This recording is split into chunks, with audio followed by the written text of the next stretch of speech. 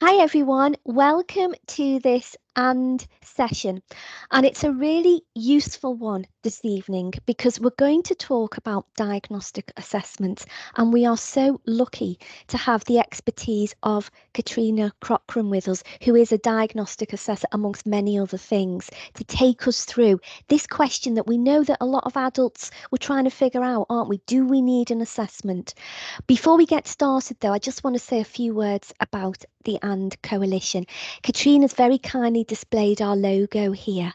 As I say, AND is a coalition, and we are made up of Succeed with Dyslexia, and I'm Donna, and I'm a Succeed with Dyslexia ambassador. It's lovely to have your company this evening.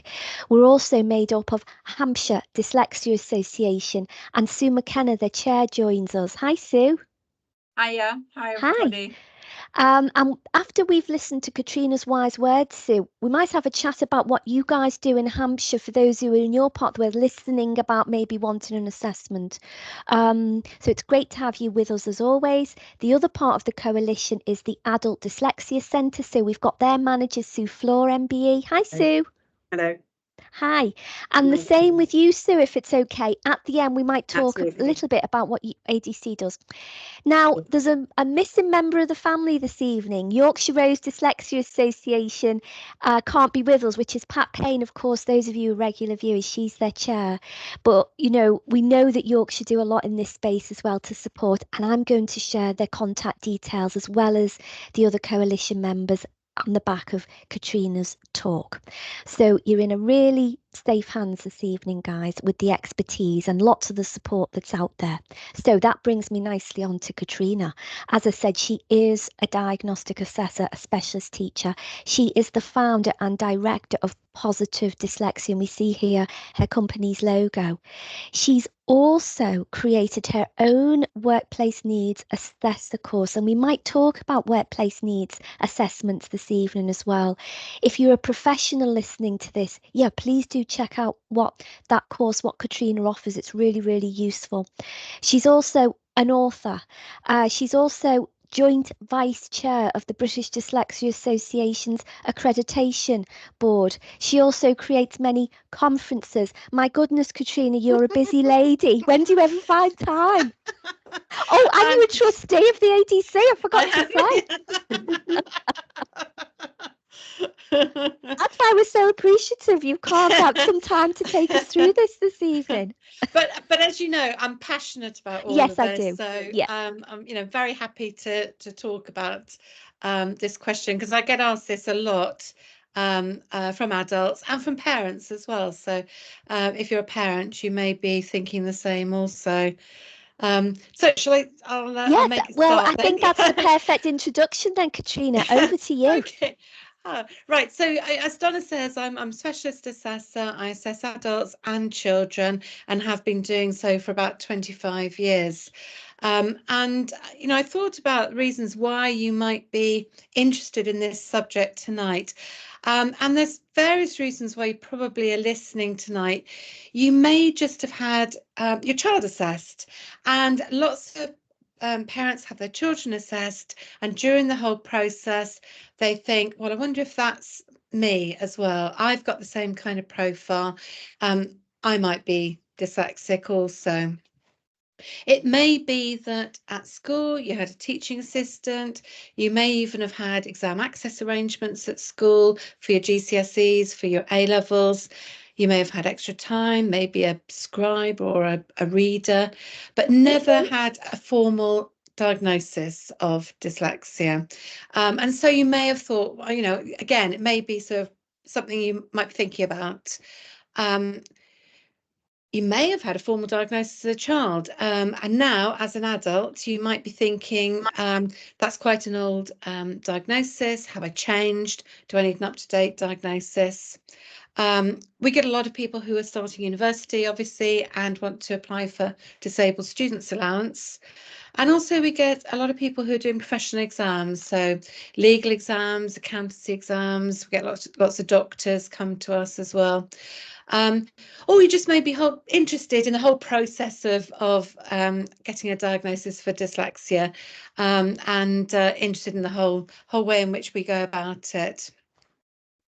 So lots of reasons why you might be on tonight, and welcome everybody. Now, we know that the Rose Review says that this is the definition of dyslexia. This is actually changing. In about May, we're going to have a new definition of dyslexia. We're hoping it's not going to change too much, but this is the one that we go by at the moment, that it's a learning difficulty that primarily affects the skills in accurate and fluent word reading and spelling. Now, many adults that I assess for dyslexia have actually got pretty good reading and spelling scores. They've worked very hard at those scores, or actually they're very bright and those scores are just in line with the general population. So dyslexia for adults is not just around literacy, I find, but I find it's more around the memory difficulties and the processing speed. And in the Rose Review from 2009, it talks about the fact that it can occur across a range of intellectual abilities. And it's this continuum. It goes into so many different areas. And again, although about 25 years ago when I did get my qualification, I was just assessing dyslexic children and adults. Now we look at the whole range of this umbrella of neurodiverse difficulties. I can assess for dyspraxia as well as dyslexia for post-16, but for all the other difficulties we refer on. Now, this is quite an interesting slide which shows you how it co-occurs with so many other areas. You can see here that in that whole umbrella of neurodiversity, you've got dyscalculia, you've got dyspraxia, you've got ADHD, autistic spectrum disorder, developmental language disorder. All of those things do co-occur. Right there in the middle, you've got the common traits. And I would say that the majority of people I'm assessing at the moment have actually got little bits of all of those different things. So you might find somebody with dyslexia. If I think about a recent young lady that I assessed, she's got dyslexia, but she's also got sensory processing difficulties. She didn't like certain foods. She couldn't eat soup and she couldn't eat tomatoes, for example. She didn't like pom-poms and she didn't like sequins. But wasn't to say that she was autistic, but it was because she was going into that spectrum. Lots of people with dyslexia also have attention difficulties, and we've seen the rise of all of these difficulties, particularly in adults, where in the past they've learnt to mask their difficulties, particularly girls and women. So it's very complex. The whole area of diagnosing dyslexia is very, very complex. And the other thing is that the majority of those things on that slide are actually medical. So it may be that your first protocol has been to the GP, and maybe the medical route has been investigated, but dyslexia hasn't been because that's seen as educational. But we see all of these different co-occurring difficulties where they do interweave with each other. And we also know there's huge waiting lists through the NHS as well for ADHD and ASD as well. So it's currently about 18 months, 2 years, I think, for that kind of diagnosis. So we're now looking at the sort of the whole person, really. When we're doing any kind of assessment, we're looking at all of these different traits. If we think about what difficulties you might have had at school that might alert you to the fact that you might have something that needs to be investigated further, it may be around reading fluently. So as I said beforehand, you may be able to read, but it may be the volume of text you have difficulty with. So it may be that knowing where key points are in a volume of text may be the problem, but you've got no difficulty with reading individual words, for example. Poor spelling, but actually lots of people have poor spelling and they're not dyslexic. What I do find with adults is that they've got difficulty with their alphabet skills. So the automaticity of the alphabet, because it's a sequence. So any kind of sequence is going to be a problem. And I find that if I ask an adult what's the letter after M in the alphabet, they'll have to go right the way through the alphabet to tell you N. It's just not automatic to get to that N. At school, if you have been on the dyspraxic side, you may have had difficulty with buttons, with shoelaces, getting unchanged for games, getting changed back again afterwards. Memory difficulties may have, you might have problems with your times tables, telling the time, learning French, doing your homework, and finishing your exams on time. So lots of people tell me that they really struggled with finishing their exams on time without extra time. And it may be at school you had a teaching assistant assigned to you or shared with someone else. You may have had those access arrangements that we talked about, such as 25% extra time or even more. You may have had an individual education plan or even an education, health and care plan and a diagnosis of dyslexia at a very young age. Or, like most people, nothing. And we know that about 80% of students with dyslexia aren't picked up until they get to university, and then all of a sudden there's different funding stream and they can get support. So all of these things may lead you as an adult to have a profile where you might have difficulty with personal organisation. You might miss appointments. You might have difficulty with organising yourself. You might have poor study skills. Things like note making, note taking, all of those things are difficult. You might have poor expression in writing because you write the words that you can spell rather than the words in your head, which are longer and richer in your vocabulary. You might have that difficulty with spelling or retaining information. And all of those things we find do lead to reduced self-esteem and self-confidence, which is why the support group that the ADC have that meets regularly is fantastic, because it allows people to talk to other adults and realise they're not on their own with these feelings. I seem to assess quite a lot of accountants actually, and this was an accountant that I assessed recently who'd never had any extra time, never had a diagnosis, and you have to do about 12 accountancy exams to qualify. And he said to me, I constantly feel like I'm 12 steps or several years behind all my peers. I should have finished my qualification in half the time it's taken me thus far. It's put a hold on my life, to be honest, changing jobs, pursuing other interests, getting promoted, earning enough money to get on the property ladder. All of those things have been delayed, he felt, because he couldn't get his qualification.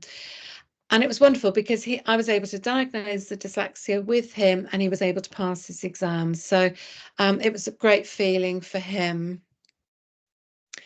And if you are dyslexic, you have got a huge amount of potential strengths. And we see these all the time, this ability to see the big picture, these global thinkers, these amazing problem solving skills. Very creative, good visual spatial awareness, unless you're on the dyspraxic side like me and you've got terrible spatial awareness.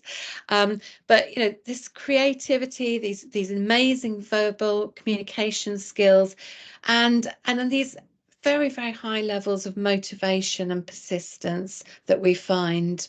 So lots and lots of strengths, and we want to pick out those strengths and we want to show adults those strengths, because they've worked very hard to achieve a lot of things and they've got very good strategies often in place as adults. But we also know that at work, they may be the person who is struggling with organisation. Actually, that looks a bit like my desk at the moment, but they may have communication difficulties. They may have difficulties with report writing. We often see people come to us for an assessment when they've been promoted, for example, and all of a sudden they've had to do a different job and they've had to do more writing in their job, more emails. They have to be more organised. They might be find difficulty with timekeeping, and all of those things may keep them back actually, and may make them not want to go for promotion, because going for promotion means that you might get exposed, for example, and your strategies may all go to pot. But I think it's really worth bearing in mind the strengths that dyslexic people have. You know, places like GCHQ, they say that, you know, they've long valued neurodiverse analysts. People like Alan Turing were neurodiverse. So dyslexic people have the skills that organisations like GCHQ really value. So if you've got to the point where you're thinking about whether or not to have an assessment, we do a lot of work before the assessment. We do ask a lot of questions, and we need to. We want to fit you with the right assessor, for example. We want to make sure you do need a diagnostic assessment, and we want to ask questions about childhood development, for example, to find out the complete picture. It's very, very detailed. We will send out, for children, we send out school questionnaires. For adults, we send out questionnaires and ask lots of things about family background, whether or not there's dyslexia in the family. We ask questions about hearing. Have you had a recent hearing test? Because that can have an impact. We also ask about eyesight and whether or not there's been a recent eye test. And we find that a lot of people have got visual difficulties, and that might be what a page of writing will look like to someone with these visual difficulties. So we want to know if that's part and parcel of that profile. If it is, we will signpost to an optometrist. And we will make lots of recommendations, for example, about background colour or print or font, things like that as well.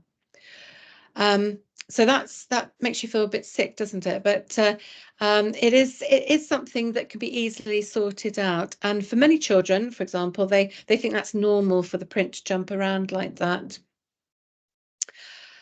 So we know that dyslexia is now recognised under the Equality Act, and we know that therefore any kind of employer has to make reasonable adjustments, not discriminate through any kind of strategy, and not allow any kind of bullying or harassment because of their disability. So if you are in work and you're thinking about your dyslexia, then you are protected under the Equality Act.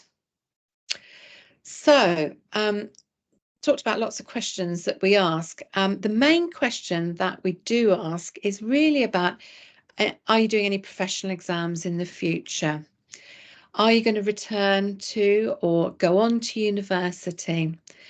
Now, if you're answering yes to those questions, then we will signpost you to a diagnostic assessment.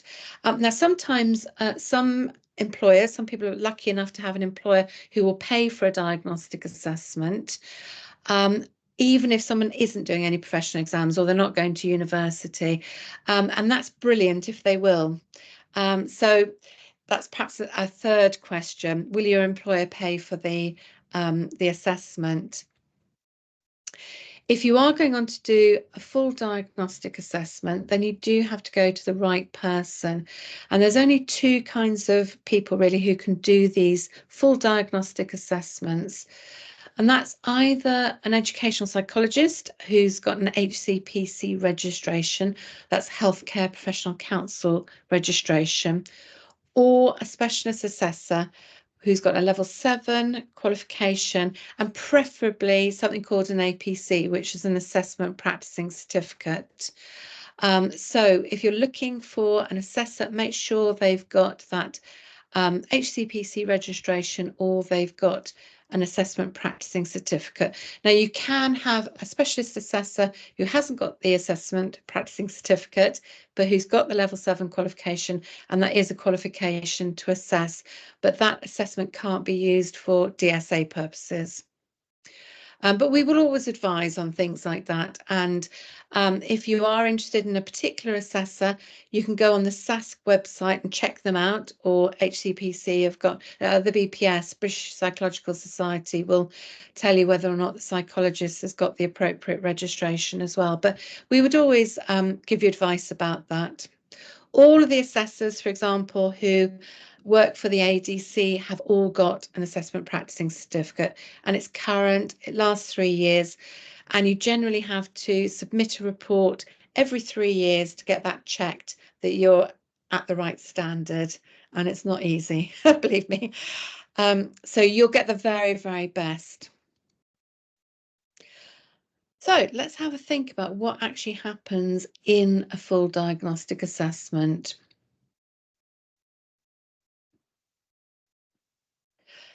Normally it takes around about 3 hours. We've done quite a bit of admin beforehand, as I say. We get the questionnaires back in, we look at all of those developmental milestones, whether or not English is the first language, whether or not you've had the up-to-date eye test and things like that.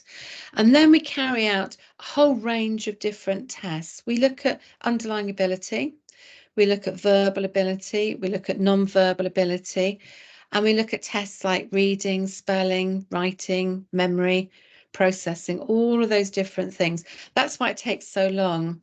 And they're very detailed.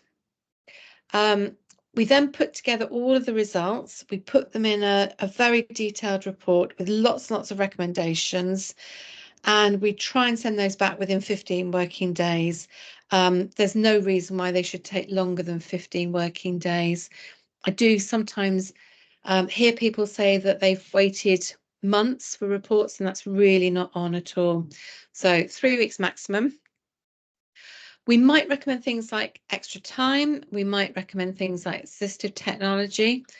For someone in employment, we'll recommend a workplace needs assessment, and we'll talk about that in a minute. We'll talk about things like links that will help, organisations that will help, books that will help, and hopefully give someone a really, really good starting point for the next part of their journey.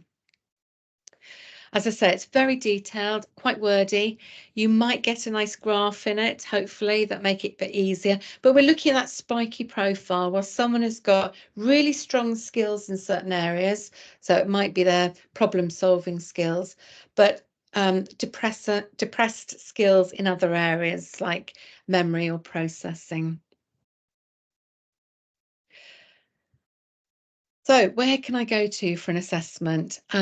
Well, there's lots of places. For example, the Adult Dyslexia Centre, they can help you. Now, the Hampshire Dyslexia Association don't carry out assessments themselves, but they will refer bursaries onto Helen Arkell. And Helen Arkell is based in Farnham, and they are a very good organisation that offer diagnostic assessments, or you can come to me as well.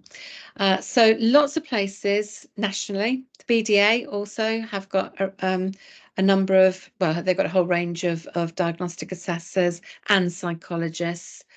So there's lots of places you can go to for an assessment. Again, we can give you any support you want, depending on where you live. But most assessments are actually done online now. So you can be living in deepest, darkest Scotland and still get your assessment done very, very easily. So now I want to think about if the answer was no to that question, if you're not going to be going on to university and you're not going to be doing any kind of professional exams, then I think you need to think about whether or not a screener, an online screener, would be just as good for you. So there's a range of different online screeners. They don't give you a diagnosis, but they do give you a report. So you've got something like Do It Profiler, and that will look at lots of different areas like dyscalculia, mental health, communication difficulties, motor difficulties, lots and lots of different areas within the Do It Profiler. You've got Quick Scan, Quick Screen, and Genius Within also have got their own screener as well. And these are quite cheap. We're looking at around about 500 plus for a diagnostic assessment, but a screener will probably cost you about £30 or £40. So a huge difference. And if you're just sort of dipping your toe in the water, you don't know what to do, it may be a good starting point for you. So we can give you further details of those screeners as well. Now, the ADC can offer screening, and if you want to have a screener as well, come to the ADC and we can sort out a screener. With both the diagnostic assessment and with the online assessment, they're both going to look at this spiky profile, and both of them will have a range of different tasks to do, and both of them, an online and a diagnostic assessment, will both come out with this spiky profile. So, I mean, here you can see that somebody's got very good vocabulary skills, can't you? See there on the red. They've got very good verbal reasoning, but you can see there that some of the other skills that they've got are much lower. So this particular person has got difficulty with sequencing, with copying symbols, those sorts of things. So this is very normal for somebody to have that kind of profile. So the all of those online screeners will use colour as well and give you that kind of nice little graph also. And they're pretty accurate as well. I've done myself. I've used the Do It Profiler on myself, and it's pretty accurate. Actually, unfortunately. But yeah, so hopefully that will give you a really good starting point. Once you've got your assessment, or you've got your screener, both of them will trigger access to work. Now, this is a fantastic scheme, and I do come across many adults who've not come across access to work, and it's a really, really good scheme. Now, this is through the government, and it's if you are employed or self-employed. I think you can trigger also if you are doing a temporary job, although the difficulty is that sometimes by the time you get the needs assessment, the job may have finished. But it's worth finding out more about. So go to gov.uk and that will give you more information about access to work. This will look at your job description. It looks at where you work in your office, for example. If you're in the office, it will look at whether or not you're working in a large open plan office and whether or not you need to work in a separate room. Lots of adults with dyslexia that I come across, they don't like hot desking, for example, because they don't like that change in their routine, that coming into the office and they don't know where they're going to be sitting. So a needs assessment may just suggest something as simple as moving your desk. Sorry, but having a dedicated desk that's yours rather than a hot desk. It may offer additional support, it may offer coaching and lots of additional resources as well that will help. And I mentioned the adult support group with the ADC as well, and that's a fantastic thing. They meet regularly. They've got one that meets in person, they've got one that meets online, and it allows people to discuss things like a recent report or how they're feeling. I do find with adults that there's an emotional response to having any kind of diagnosis. And I do find that many adults find that they think that they start thinking about what they could have done, what they could have been if it had been found out earlier. So if you are thinking about having an assessment, do bear that in mind, that that's a very normal response to having a diagnosis of dyslexia. But it may be something you want to talk about in a safe spot like the adult support group, where everyone else has gone through the same feelings. And if you are a parent and you're thinking about some additional support for your child, then there's ADC have got fantastic parents courses as well. But there's lots out there, and the other organisations that are involved, like Succeed with Dyslexia, all the other agencies, Yorkshire Rose, Hampshire Dyslexia Association, and all the previous recordings that have been done on this brand will help you as well.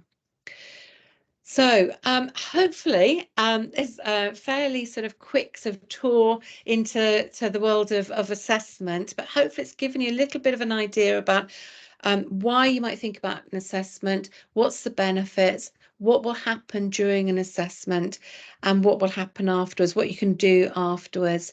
And it may be that we signpost on to an optometrist if you've got the visual difficulties, and we may signpost on to back to the GP to get some additional assessments done, maybe for some co-occurring difficulties.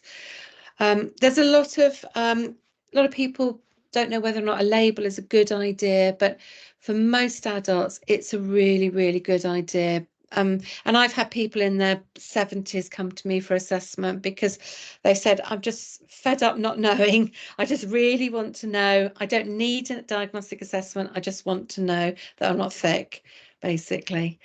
So hopefully that's been of help. We do a range of different things, as Donna said, like conferences and training. We've got 2 conferences this year. So one in the north in the home of football in Liverpool, and one in the home of rugby in Twickenham. And both of them have got a range of fantastic speakers giving lots of practical advice and suggestions, and lots of exhibitors there as well. So if you are interested, the top right hand QR code, the green one, goes with Liverpool, and the blue one goes with Twickenham, and they'll lead you both to the site where you can get some more information. So hopefully you'll have a look at that. And I'm going to put up my email address in a second as well. I think all of the organisations will have their own helpline. So if you are considering an assessment and you want to know what's right for you, we will give you lots and lots of advice at the helplines. So let's put on the my email address. I'm always happy to email people, talk to people about assessment. As I say, I'm passionate about it. My son has got a formal diagnosis of lots of things, and it's been very, very helpful to him. So hopefully a bit of a quick chat there about assessment, but very happy to answer lots and lots of questions now.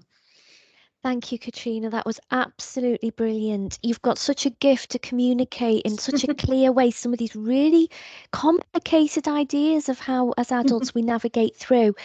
And thank you for your email, because that's very generous of you to offer that out and people can message you. As always, when we stop the recording, I'll share the contact details for the coalition, because as you say, there's lots of great helplines out there. I can see you've shared the British Dyslexia Association as well. Lots of free, very wise support out there, everyone.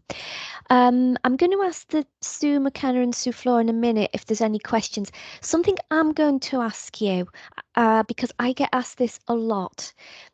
Can you just clarify that if folks are thinking they may have dyslexia, that is not necessarily something you'd be going to your GP about? No. As I said, it's seen as educational, and so therefore the GPs, often many of the GPs aren't trained to actually know much about dyslexia themselves. So it isn't something that they can support through the NHS. Yeah. It's a shame. It is, and thank you, because this is where, when we talk about ADHD or autism, there's a different journey there that is through a more medical route. The other thing that I get asked a lot is for folks who are in employment, is my organisation obliged to give me a diagnostic assessment? Do they have to do that if I've shared that I think I've got dyslexia? Love to hear your thoughts on that, Katrina. It would be nice if they did, and many do, but I don't think they're obliged to do it. I think, as I said, the screeners are much cheaper, and there's no reason why an organisation can't invest in a screener, I think. Both, as I say, are acceptable for access to work, and in fact, no real evidence is actually required by access to work. So you could actually just go to access to work and say, I am dyslexic and that's enough. Yeah, But yeah. I think for most adults, they want to know something about their profile. Yes, yeah. And I love what you say about, people wanting the identification, not always for something in work, for themselves, isn't it? So that you understand yourself a bit better. Yeah, and as I say, because dyslexia is genetic, and then often their children Yes, may yeah. have dyslexia, they want to understand their child better, and they want to understand their child's profile better, and how how they can help them also. Yeah, yeah. And it's through, I think, sometimes our children or grandchildren that adults, like you said earlier, have this realization, hey, that Yeah, sounds like me, yes, isn't it? yeah, yeah. Sue from ADC. Katrina shared quite a bit about ADC tonight, and of course she's a trustee, Yeah, sorry. which is brilliant. No, it's brilliant.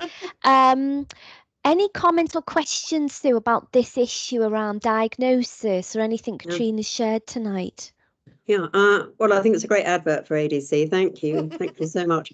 And, we do offer lots of services, coaching, tutoring, workplace needs assessments and so on. But assessments is one of the big things for us. And I think, I just want to say many adults who have assessments are left feeling quite low after an assessment. And for some, it would be great. It gives an answer as to why they've been feeling concerned about their performance. But a lot are feeling quite low. And I want to say how important our support groups are, really, especially as they're growing now, and people really can benefit from going to them. But one question that we haven't talked about really is how somebody tells their employer, or should they always tell their employer? I think Donna and I did some research some not so long ago, ringing up companies to find out how they did what they did for their dyslexic people, or to encourage them to come forward, what was in place. And we really thought we've got it fixed in England, but we haven't. It was quite disappointing, wasn't it, Donna? Yes, yeah. That people were still unaware. So how do you think somebody should really approach their employer? Should they be sure that they understand about dyslexia before they go to them and tell them they've got this diagnosis, or should they sound them out? A lot of employers I'm coming across recently, so that they're appointing champions, aren't they? Neurodiversity champions, and then that can be a good person to go to, because it's not the occupational health or anything like that, or the line manager. They can go to that person first and talk about what they want to do further, and that's a really good idea.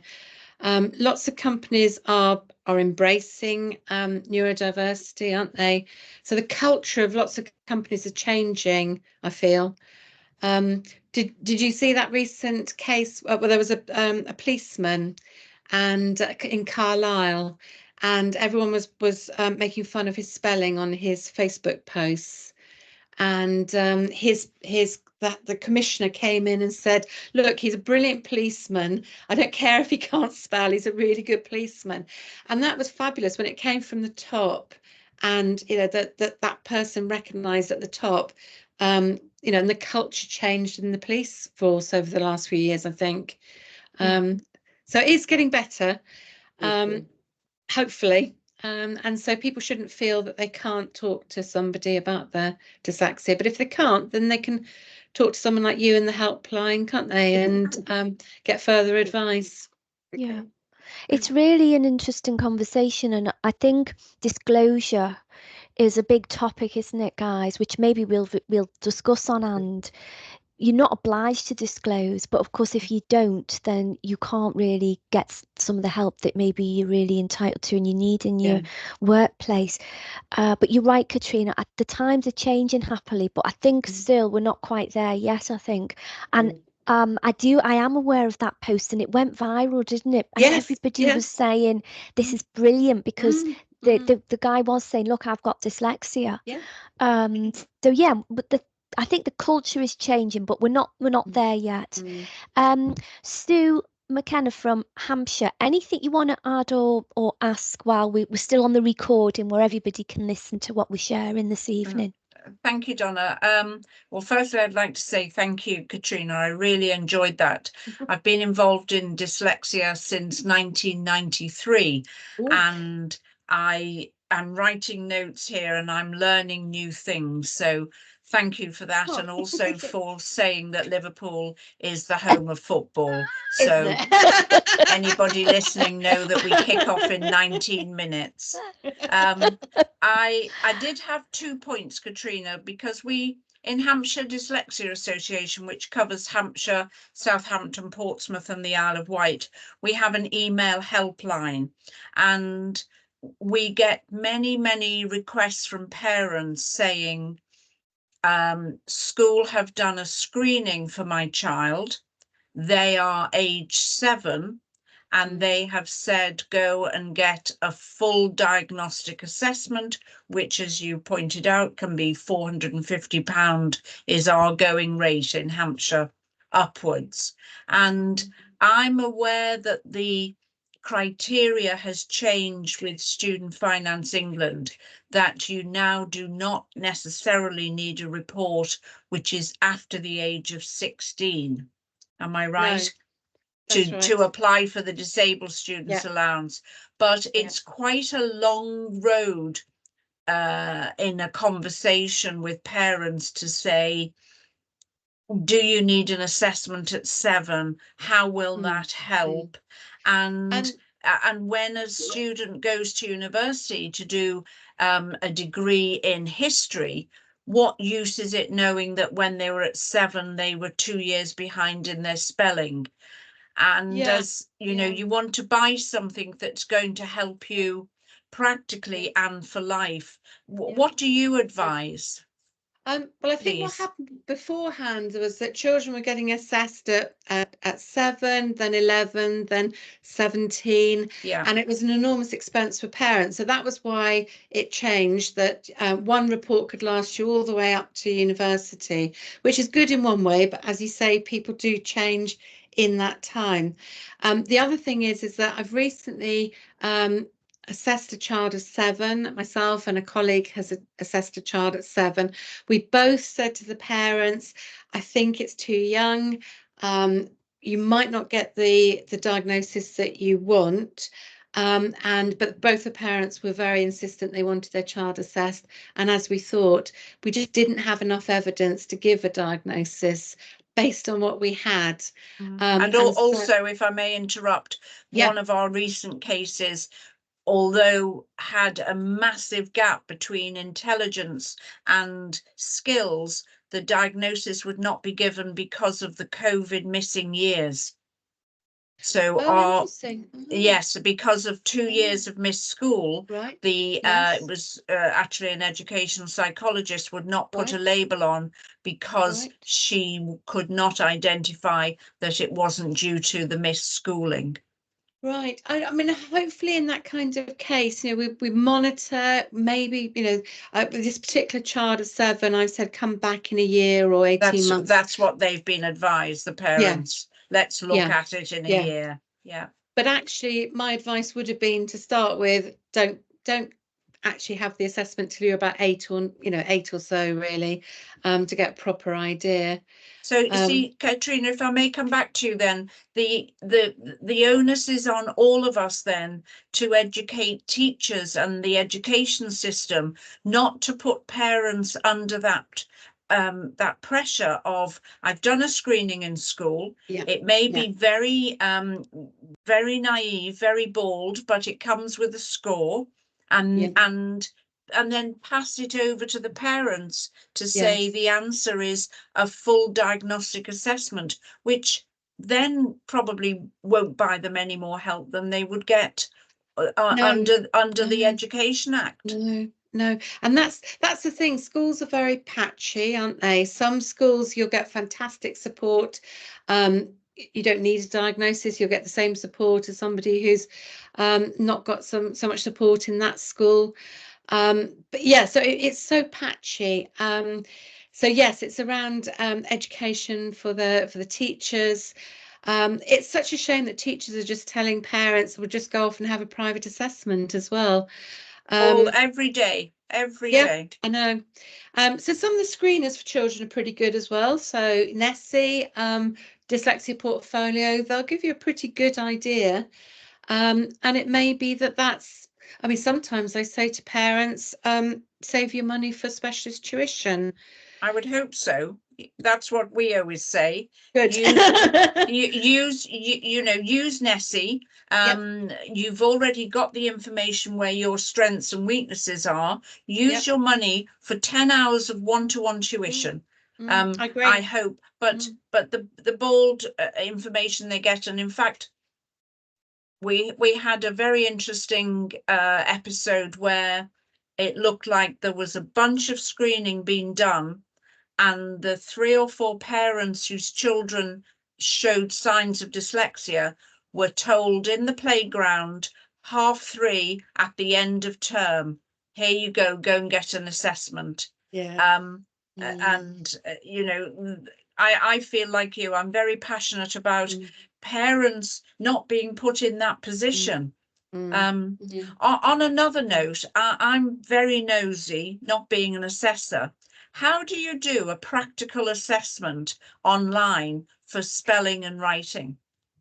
Oh, well, I give the spelling test, I give the spellings, and they write them their end, and then they take a photograph of them with their phone. And so they don't go like that. No, I wouldn't be able to read it. Okay. So they take a photo on their phone, and of course that's the next step, isn't it? And how do you do the manipulation of you can't. No. Okay. No. So the test publishers have and SASC have worked out what tests can be used online, and there are certain ones that can't, like the manipulatives, but they work quite well. So Helen Arkell will do online children's assessments, and so I've got colleagues who do a range of children online, don't they? And it seems to work well. For adults, I think it works even better. So I think that's something I'm going to include in my information going out, because as you said, I've come across a lot of adults who have a fear of being assessed. Yes. If actually I'm sitting in my home and I've got my cup of coffee and I'm only interacting with you electronically, then that's taken away one of my levels of anxiousness. Yes. So, the thing we have to be careful about is that somebody isn't on their phone doing the assessment. Yes. They have to be set up with a proper laptop. I've had colleagues she realized the woman was in bed with her partner next to her doing the assessment. And is he doing the spelling? No, he was asleep. So she had to stop the assessment because it wasn't suitable to be carried out like that. So, but that's really, really very. And again, as I say, after so many years, you think I don't need to come to this webinar. I know it all.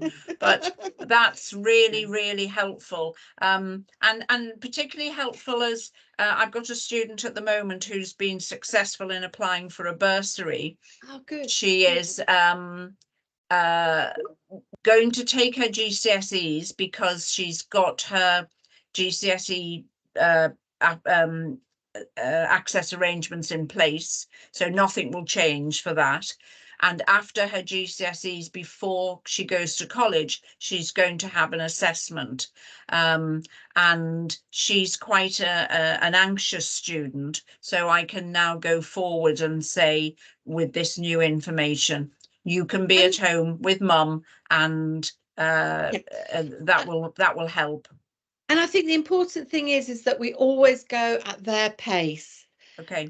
If with a child it needs to be done over 2 sessions, that's fine.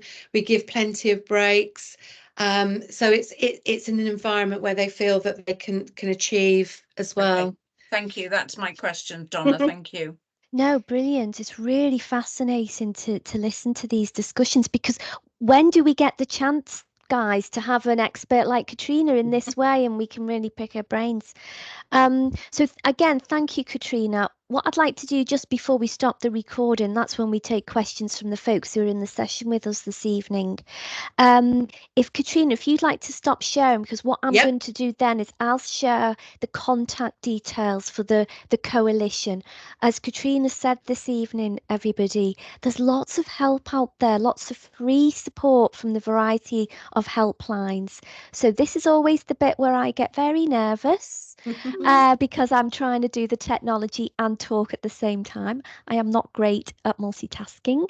So that's our logo. And there is our contact details. Hopefully you guys can see that.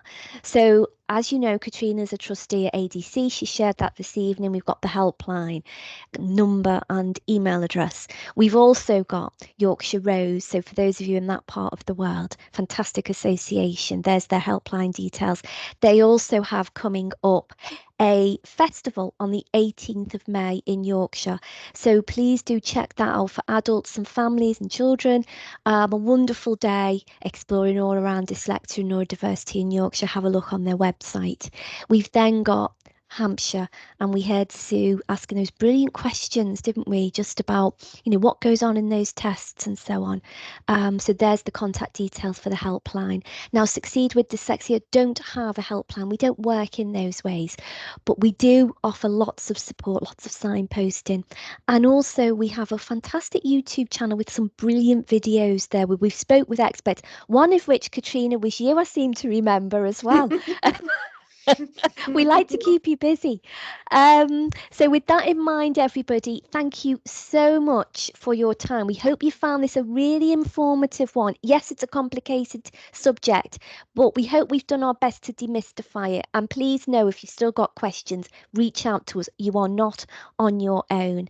So we are going to stop the recording now, and then we'll take questions from those of us who are in the session this evening. Let's keep talking, guys, and thank you so much for your company. Here's the technology, Donna. Where is it? Have you stopped the recording, Sue? I'm trying. This will be on the blooper reel.